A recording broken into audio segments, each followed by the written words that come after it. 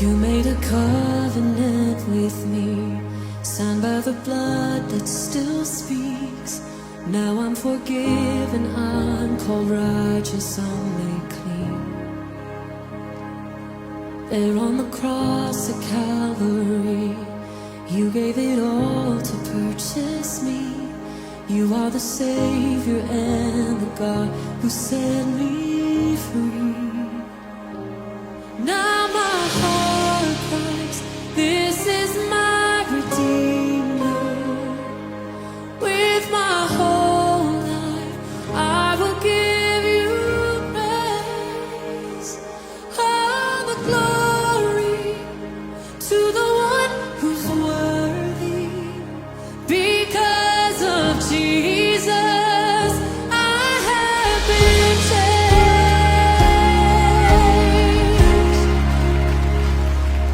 You made a way for me to enter into your holy place forever. And now I'm hidden, I am covered, I found peace. Yes, into your likeness you transform me, making me holy like you're holy. No longer I who live, but Christ who lives in me. Now my heart cries, this is my Redeemer. With my whole life, I will give you praise. All the glory to the one. Because of our God, I have been changed. You bring freedom to the captives, good news to the poor, healing to the broken, and joy to those who mourn. You turn ashes into beauty, the ruins you restore. I am a testimony of the goodness of the Lord. Goodness to the poor, healing to the broken, and joy to those who mourn. You turn ashes into beauty, the ruins you restore. I am a testimony of the goodness of the Lord. Now my heart cries, this is my Redeemer. With my whole life, I will give you praise. All the glory to the one. Because of Jesus, yes. Because of Jesus, I have been saved. Thank you, Jesus. Because of Jesus, I have been changed.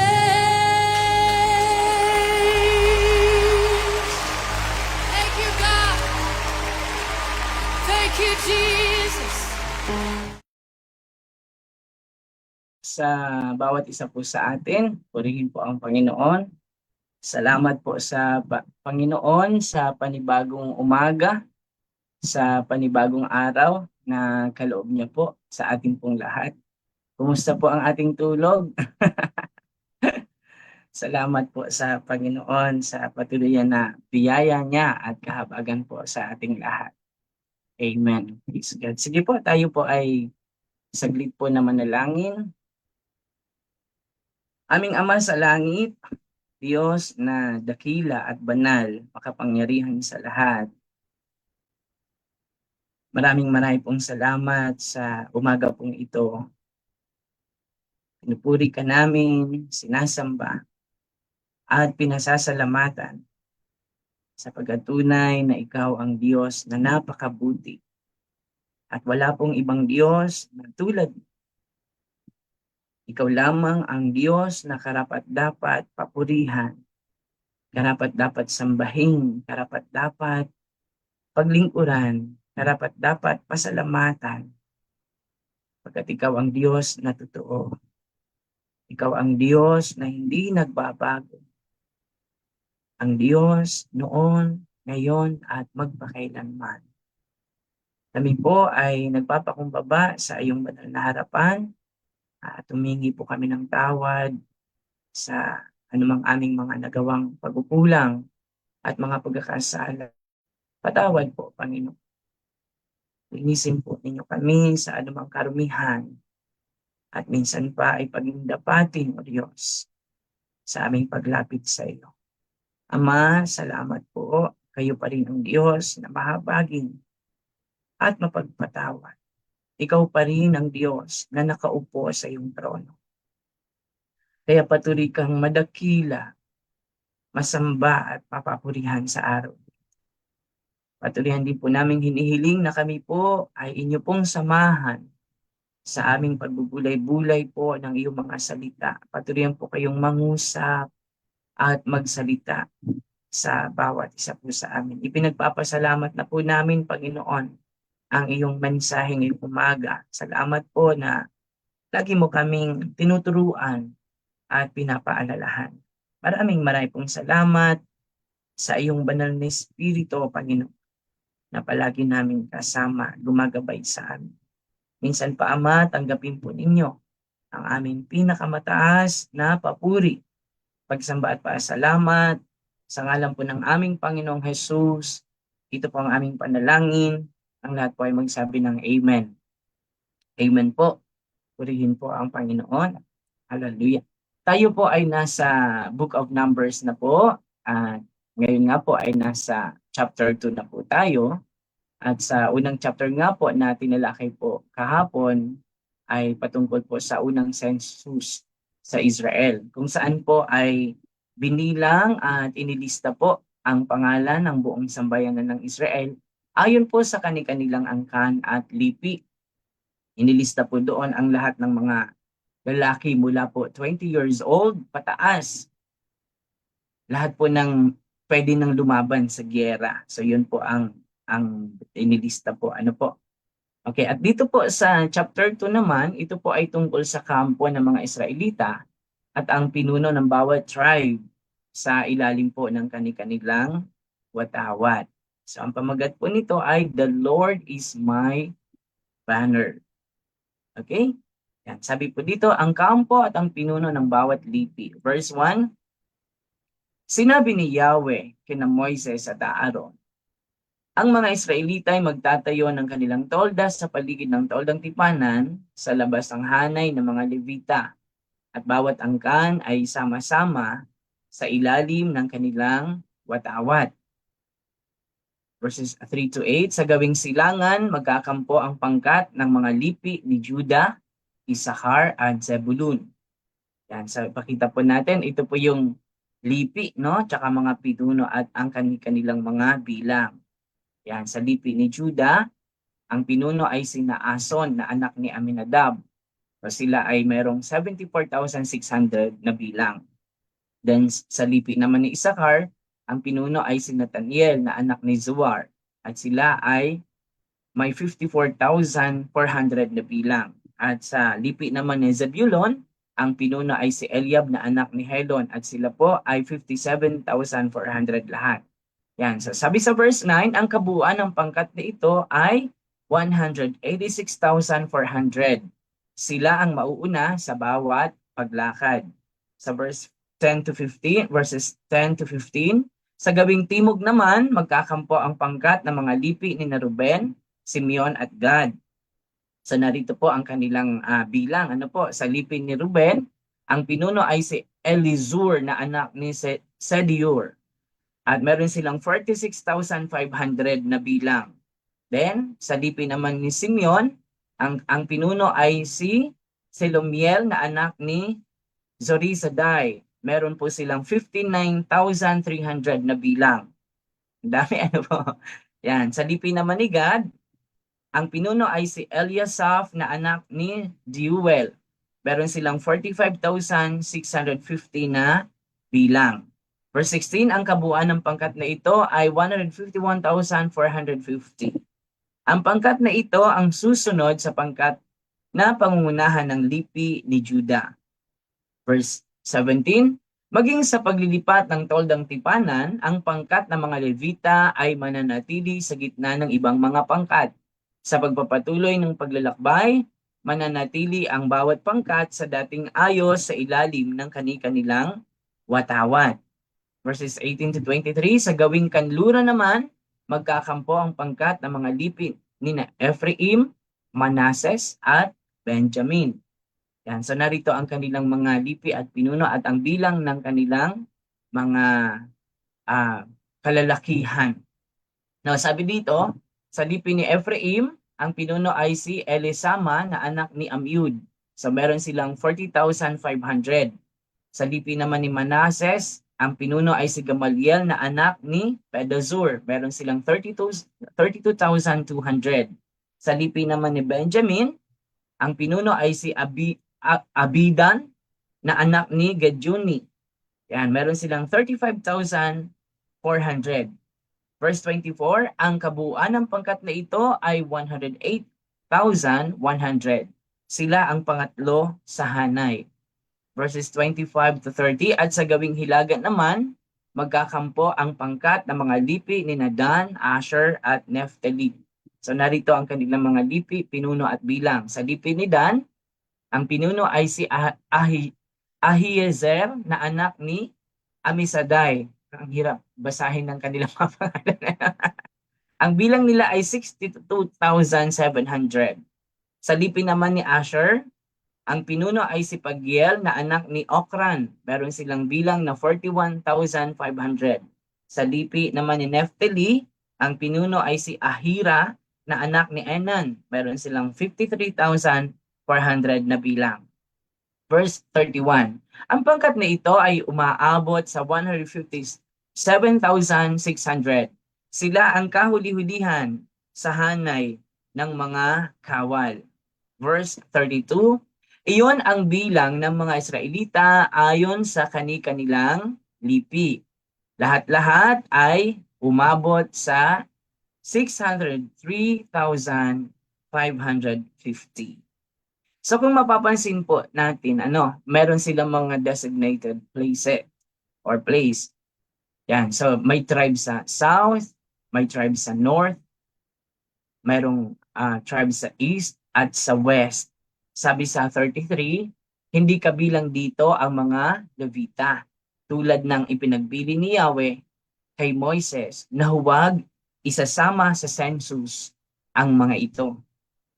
So nabanggit nga po kahapon sa chapter 1 na ang mga Levita po ay hindi po kabilang sa census. Gaya po ng bili ng Panginoon kay Moises. So bagamat hindi po sila kabilang sa census or hindi sila kasama sa census, hindi po iyon nangangahulugan na hindi po sila mahalaga, no? Kundi sila po ay mayroong special na tungkulin. Yan, sabihin nga po natin na special na gampanin. Yan, meron po silang gampanin sa tabernacle. Ang mga Levita po ang pinagkatiwalaan ng Diyos sa mga gampanin po sa tabernacle. Sabihin nga po natin, pinagkatiwalaan ng Diyos. At ganun din po tayo.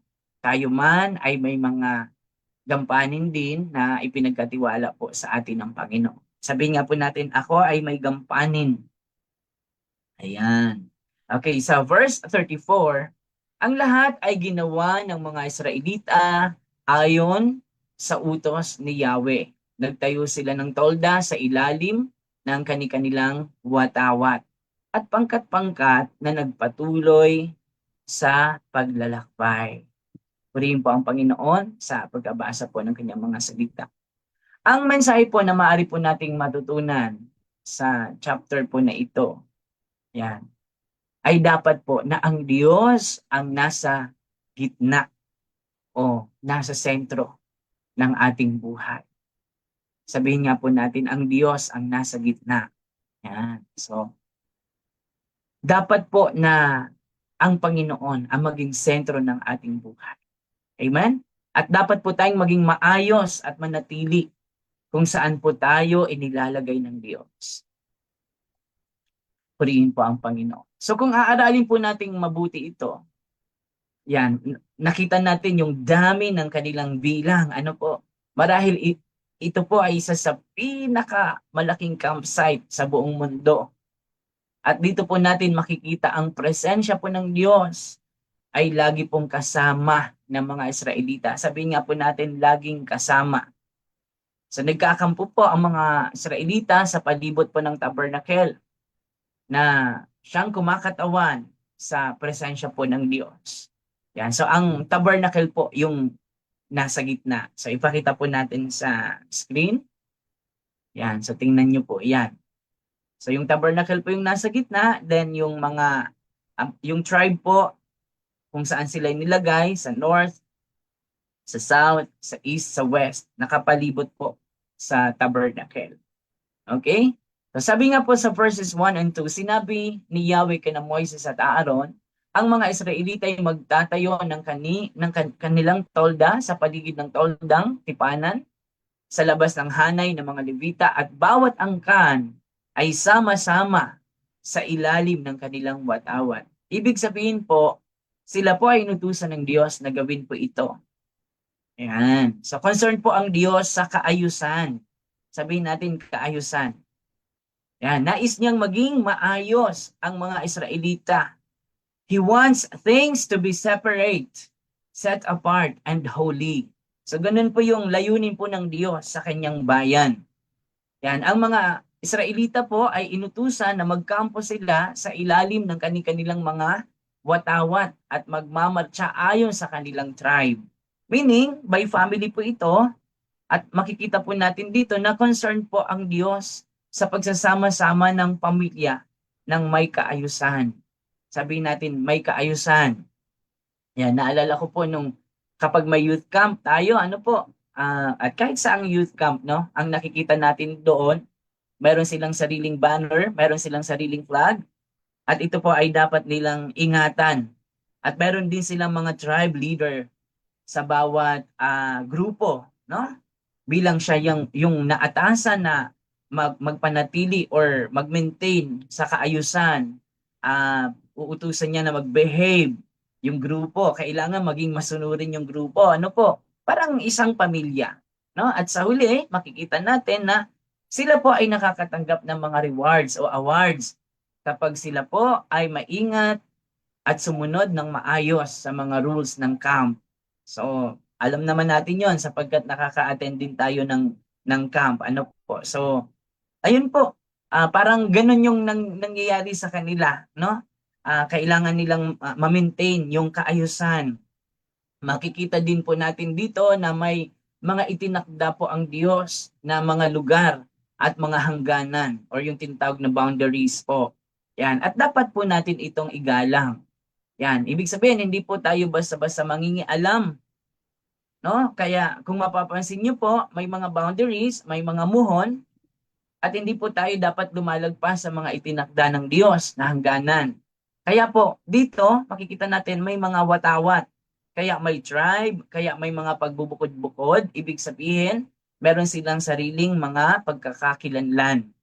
Ibig sabihin nito, tinuturuan din po sila na igalang ang kanilang mga nasasakupan, ang kanilang hangganan. Di ba nga po, kahit nga po sa ating panahon ngayon, kung mapapansin po ninyo, may mga bahayan po na naglalagay po sila ng mga bakod or yung tinatawag na boundary, no? Kasi kapag hindi po natin ito iginalang at lumagpas po tayo sa boundary, pwede po tayong magkaroon ng problema. Kaya ito pong mga Israelita ng mga panahon po na iyon, may mga nakatalaga sa silangan, yan, may nakatalaga sa kanluran, may nakatalaga sa timog, may nakatalaga sa hilaga. Yan, kasi nga po ay inihahanda po sila ng Panginoon para sa pagpasok nila sa lupang pangako. Kasi ibig sabihin, hindi po basta-basta ang pagpasok doon. Ibig sabihin, meron po silang mga magiging kalaban, kabi-kabila, no? Kabilaan. Kahit saan sila humarap na direksyon, pwede talagang meron silang digmaan or war na nakakaharapin. So makikita natin dito na ang Diyos talaga ay marunong sa lahat. Siya ang Diyos na marunong sa lahat. Yan po ang sabi sa Romans chapter 16 verse 27. Ibig sabihin, naglagay po siya ng mga pamantayan para sa kaayusan. At para, nung time na yun, para mas mabantog ang Israel, ang bawat tribo ay may sariling pamantayan at may sariling watawat. So dahil po sa mga inilagay na ito ng Diyos, sa mga pamantayang ito, ang mga hukbo or mga armies po ng buong bansa, sila po ay nagmumukhang mas maganda, mas matikas, mas malakas sa buong bansa.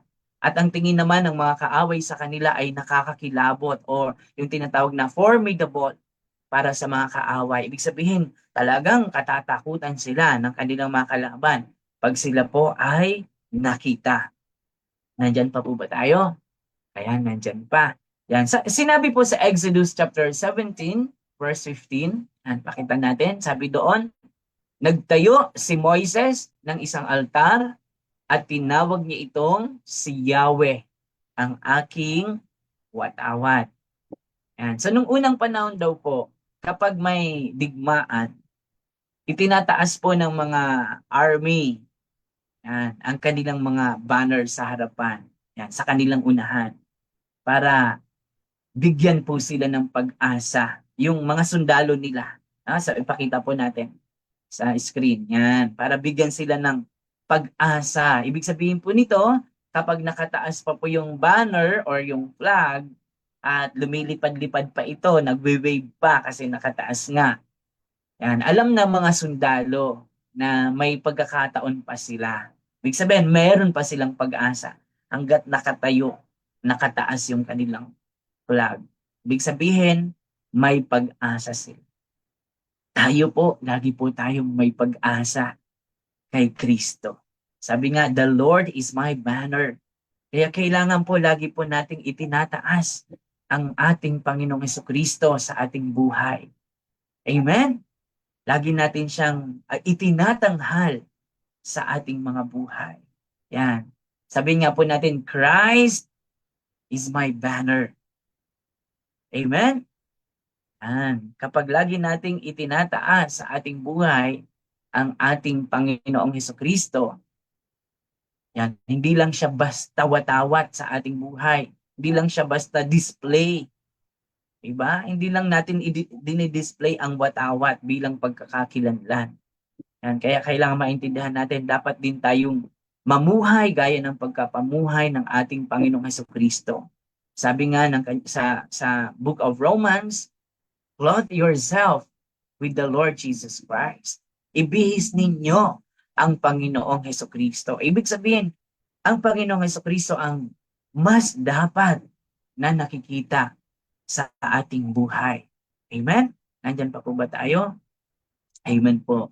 Purihin po ang Panginoon at nawa po ay may mga natutuhan po tayo sa ating pong mga napag-aralan ngayong umaga.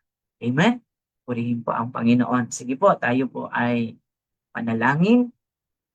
Sa iyo po, Ama, ang pinakamataas na papuri. Ang aming pagsamba, ang aming pasalamat ay tanging sa iyo lamang, O Diyos, sa umagang ito. Pagkat tunay, ikaw ang Diyos na karapat-dapat papurihan, karapat-dapat sambahin, karapat-dapat salamatan. Yes, Lord, salamat po. Kami ay laging may pag-asa sa iyo. Patuloy naming ipinapahayag ngayong umaga. Hallelujah. The Lord is my banner. Kaya lagi kaming tagumpay, Panginoon. Patuloyan kang makita sa buhay ng bawat isa sa amin. Sa aming mga mukha, patuloy kang magliwanag, Panginoon. In the name of Jesus. Hallelujah. Ama, ikaw lamang ang siyang maluwalhati at madakila maging sa loob ng aming mga tahanan, sa loob ng aming pamilya, Panginoon, at maging sa mga lugar kung saan mo kami dinadala, Panginoon. Paturihan kang magliwanag sa aming mga buhay. In the name of Jesus, saan mo man kami inilalagay, Panginoon, patuloy kang magliwanag sa buhay namin. In the name of Jesus. Oh, hallelujah. We bless your holy name, Father. We give you praise and honor and glory, O God. For you are worthy, O God. You alone are worthy. Hallelujah. Ama, maraming pong salamat sa umaga pong ito, Panginoon. Patuloy nawa nakatagpuin ang bawat isa, ang bawat pamilya ng iyong mga anak. In the name of Jesus, itinataas po namin sa inyo ang buong Miracle of Life family, Panginoon, maging ang mga kapatiran, lahat ng mga kapatiran sa ibang fellowship, Panginoon. Pagpalain po ninyo sila sa pangalan ni Jesus, ang aming Daddy Bishop at ang kanyang buong sambahayan, kanyang mga anak, mga apo at mga manugang, ang biyaya at pagpapala mo ang lagi nilang maranasan sa bawat araw in the name of Jesus. Ang patuloy na paglinga, pagkalinga at pangangalaga sa aming lahat. Ingatan kami, iligtas at ilayo sa anumang panganib, sa anumang kapahamakan, sa anumang karamdaman. Ilayo po ninyo kami, Panginoon. Pagkalooban mo po kami palagi ng malulusog at malalakas sa pangatawan. At gamitin ang aming buhay, O Diyos. Gamitin mo ang aming mga buhay, Panginoon.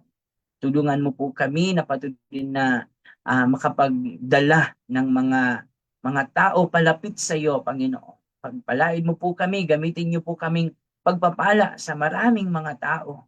In the name of Jesus. Hallelujah. Oh, we bless you, Father. Hallelujah. Ama, itinataas din po namin sa inyo ang aming mga kababayan na nakakaranas ng bagyo sa mga panahon na ito, lalo na po doon sa Car region, Panginoon. Lord, we pray for your divine protection and grace, lalo na po sa mga kapatiran, sa lahat ng iyong mga anak na apektado po ng bagyo sa mga panahon na ito. Lord, protect them in the name of Jesus. Yung mga kababayan namin sa Apayao, sa Baguio, Panginoon, dalangin namin, O Diyos, maging sa Tuguegarao, sa Cagayan, Panginoon, sa Isabela, Lord, sa mga lugar kung saan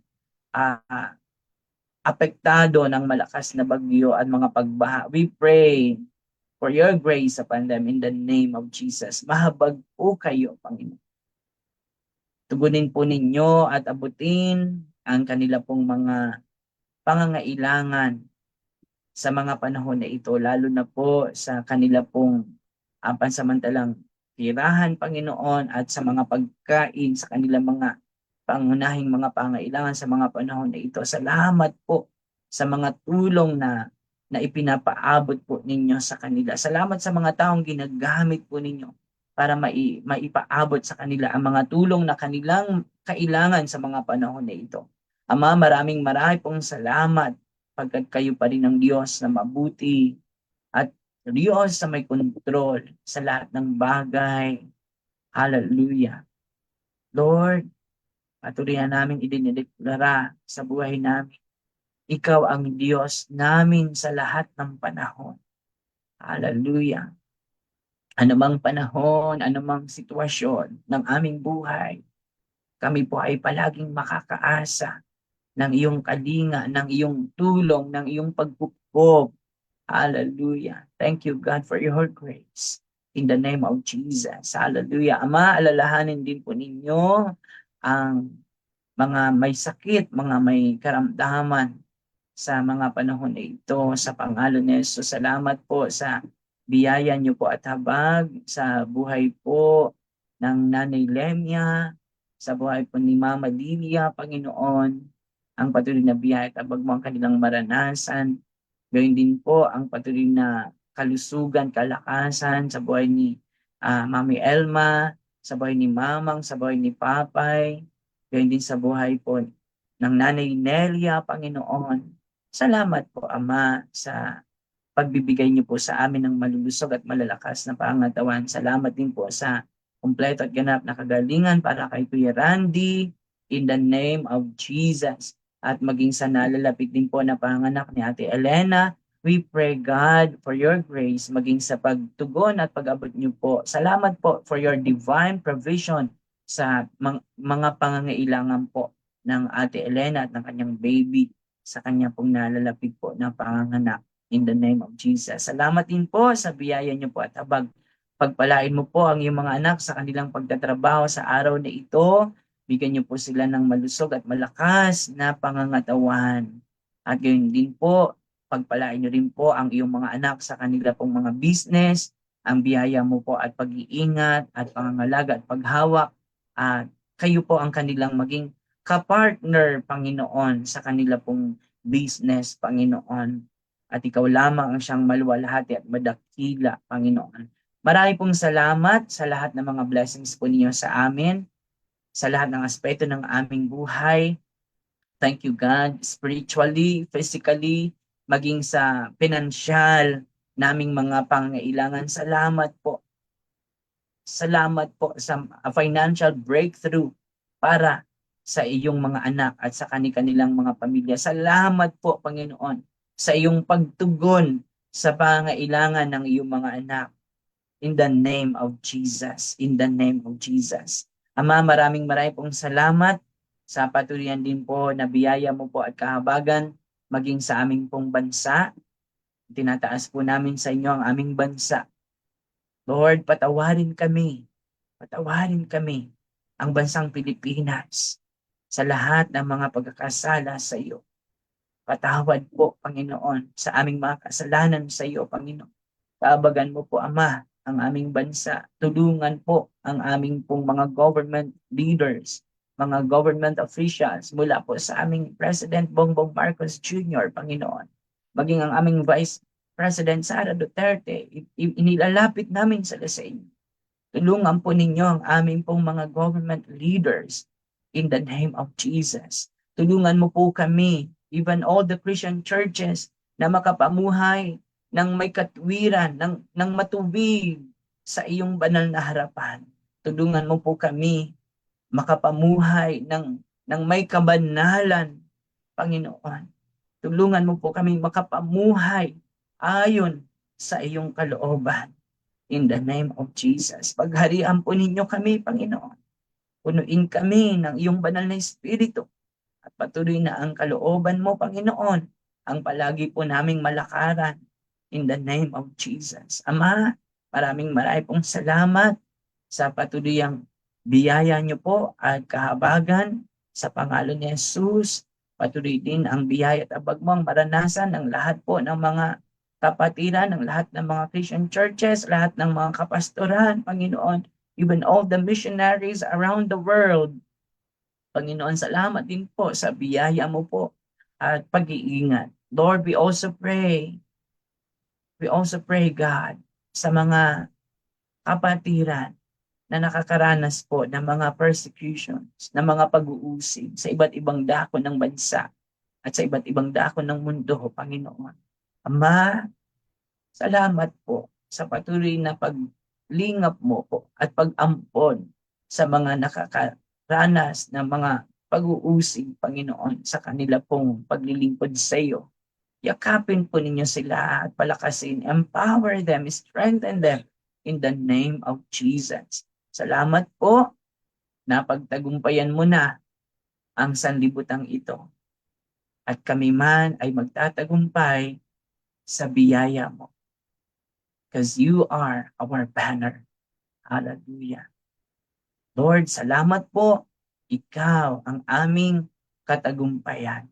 Pinupuri ka namin, O Diyos, sa umagang ito at patuloy na pinasasalamatan sa lahat ng iyong mga kabutihan, biyaya at kahabagan sa amin. Salamat po sa pag-ibig mo. Pinupuri ka namin, O Diyos, at pinasasalamatan sa araw nito. Thank you, Father. Thank you, Holy Spirit. In Jesus' name we pray. Ang lahat po ay magsabi ng amen. Amen po. Hallelujah. Purihin po ang Panginoon. Maraming pong salamat po sa inyong lahat at dalangin ko po na patuloy po kayong ingatan, pangalagaan at papagtagumpayin po ng Panginoon sa bawat araw. God bless po and good morning everyone. glory, honor, and strength unto our God, matchless, endless, love unrestrained. This is our God, ever